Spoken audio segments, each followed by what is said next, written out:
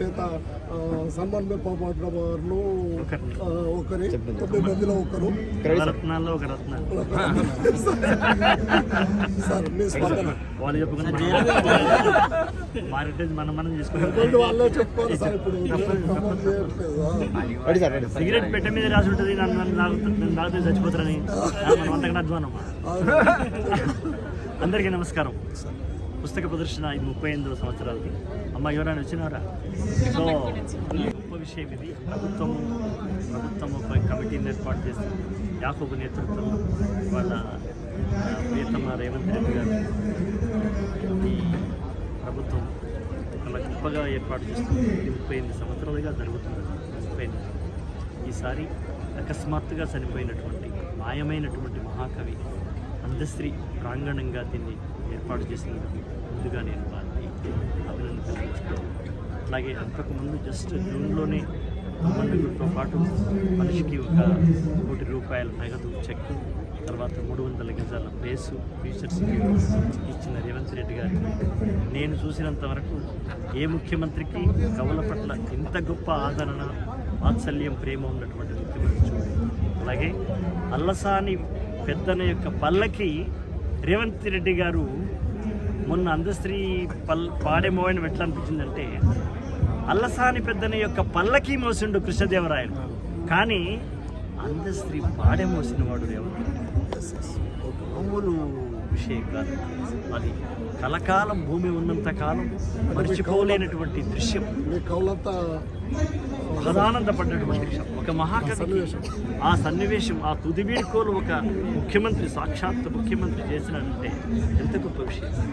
అది నేను గుర్తు చేస్తూ ఈ పుస్తక ప్రదర్శనలో మేము ఎలా నేర్చుకున్నాము, ఇలా మేము ముందు నిలబడడం కానీ, ఇప్పుడు పెద్దలు శ్రీరాములను పక్కన నిలబడి మేము మాట్లాడడం కానీ మాకు ఆ యోగ్యత, ఆ అర్హత అది మాకు కలిగింది అంటే మేము చదువుకున్న పుస్తకాల వల్లనే.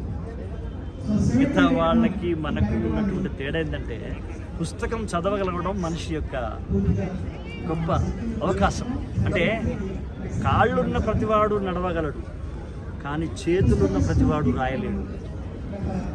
సార్, మానసిక వైద్యులు సైతము వ్యాయామంతో పాటు మెదడుకు వ్యాయామం కావాలంటే 2 గంటల పుస్తకం చదవాలంటున్నారు. దాన్ని మీరు ఏమంటారు? నేనంటే నేను ఇంకో రకంగా చెప్తాను. మామూలుగా పెళ్లిలో పోతే షడ్రసోపేత భోజనం పెడతారు 6 రకాల రుచులతో. షడ్రసం అంటే అంతే. నవరసాలు ఉంటాయి కవిత్వంలో, శోకము, శాంతము, రౌద్రము, కరుణ, ప్రేమ.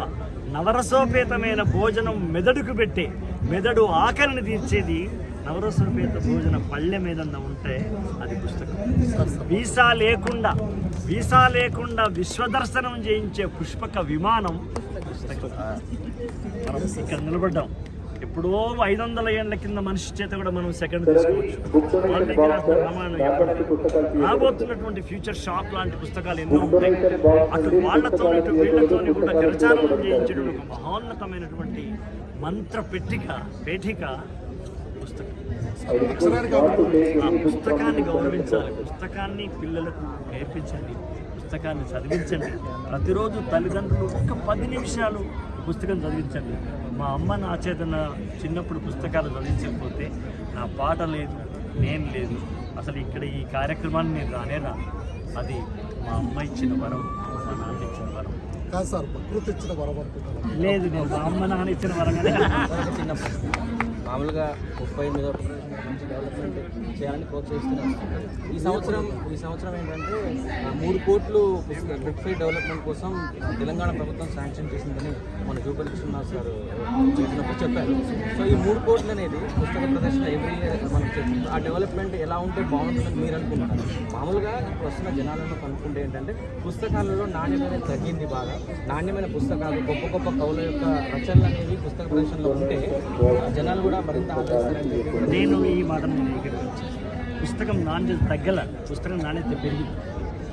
పుస్తకం యొక్క నాణ్యత పెరిగింది, దాని ప్రాధాన్యత పెరిగింది. చదవడం లేదు అనే కారణంలో లక్షలాది మంది వచ్చి వాళ్ళ ఇక్కడ లాస్ట్ డేస్ ఎన్ని లక్షల మంది తీసుకున్నారు, ఎన్ని లక్షల పుస్తకాలు.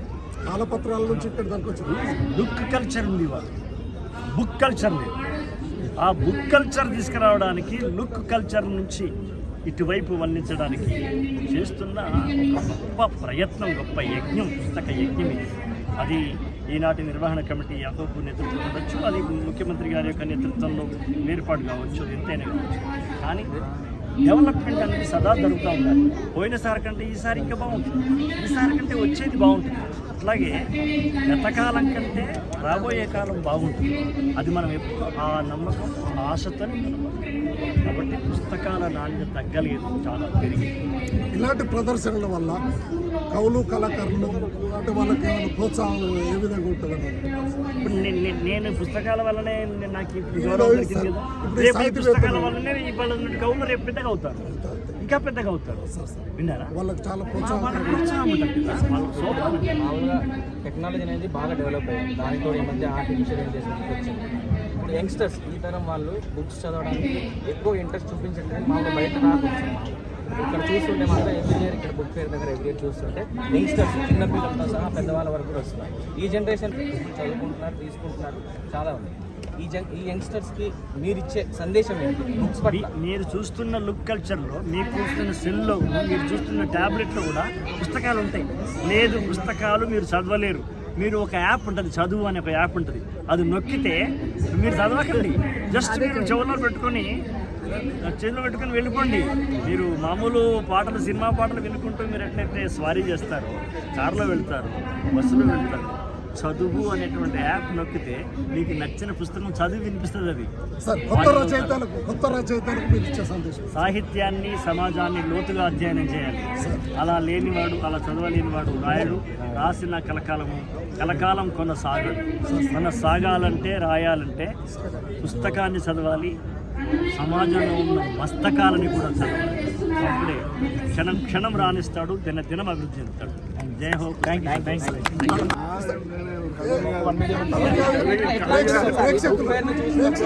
ఎట్లా అనిపిస్తుంది? సార్ వచ్చారు, ముఖ్య అతిథులుగా వచ్చారు. నేను లాస్ట్ టైం వచ్చిన పట్టుకునే తిరిగిపోయినా చూసిన ఇంతలోనే వచ్చింది. కానీ ఇవాళ నేను కొన్ని పుస్తకాలు కొన్నాను. అంటే చూస్తూ ఉంటే ఏవి బాగున్నాయి, మన ఆకర్షణ ఉంటుంది. ఈ పుస్తకాలు వారందరూ బుక్ కల్చర్తో మళ్ళీ బుక్ కల్చర్ అదే 75 దగ్గరికి. అందుకొరకే యువకులందరూ కూడా తప్పకుండా రావాలి, చదవాలి, చూడాలి, కొనాలి, 10 మందితో చదివించే ప్రయత్నం చేస్తేనే బాగుంటుంది. ఏదైనా కృత్రిమ మేధస్సు కానీ ఇది కానీ మనిషి యొక్క మేధస్సు కన్నా గొప్పది ఏది లేదు ప్రపంచం, రాదు కూడా. కాబట్టి మనిషి నుంచి వచ్చిందే కాబట్టి ఏదైనా పుస్తకం ద్వారానే మన బ్రెయిన్ పెరుగుతుంది. పుస్తకం ద్వారానే అన్ని మనం అచీవ్ చేయగలుగుతాం. ఇది వాస్తవం, ఇది సత్యము, ఇది ప్రకృతి సిద్ధం. Thank you.